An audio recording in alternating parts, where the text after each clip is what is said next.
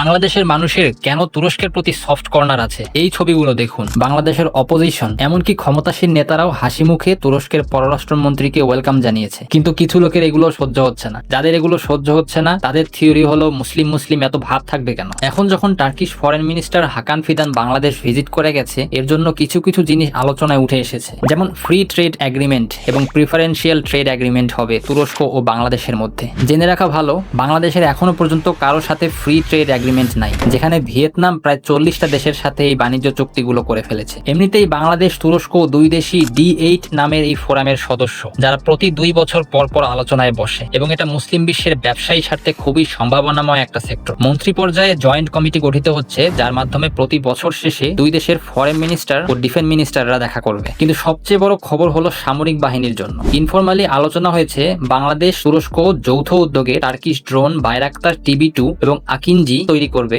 তাও আবার বাংলাদেশের ভিতরে। এবং বাংলাদেশ আর্মির জন্য সিপের ও হিসার এয়ার ডিফেন্স কেনা তো থাকছেই, যেখানে অনেকে বলে থাকে বাংলাদেশের ভিতরে তুরস্ক অনেক আগেই বাইরাক্তার ড্রোন ফ্যাক্টরি যৌথভাবে তৈরি করতে চেয়েছিল, সেফ আওয়ামী লীগ থাকায় সেটা করতে পারেনি। মনে রাখা ভালো, এই বাইরাক্তার TB2 ব্যবহৃত হয়েছিল সিরিয়ায় বাশার আল আসাদের বিরুদ্ধে, এটা ব্যবহৃত হয়েছিল লিবিয়ার খলিফা হাফতারের বিরুদ্ধে, এবং রাশিয়ার বিরুদ্ধেও জেলেনস্কির বাহিনী এটা ব্যবহার করেছে। সবচেয়ে বড় খুশির খবর ছিল নাগার্নো কারাবাখ করিডোরে, যেখানে আর্মেনীয় বাহিনী আমাদের মসজিদগুলোকে 30 বছর ধরে পরিত্যক্ত ও গরুর গোয়ালঘর বানিয়ে রেখেছিল। যারা আমাদের মসজিদগুলো ভেঙে ফেলে এবং সেখানে গোয়ালঘরের চেয়েও ওয়ার্স্ট সিচুয়েশনে ফেলে, আমি তো বলি তাদের জন্য নাগার্নো কারাবাখের ঘটনা থেকে হলেও শিক্ষা নেওয়া উচিত।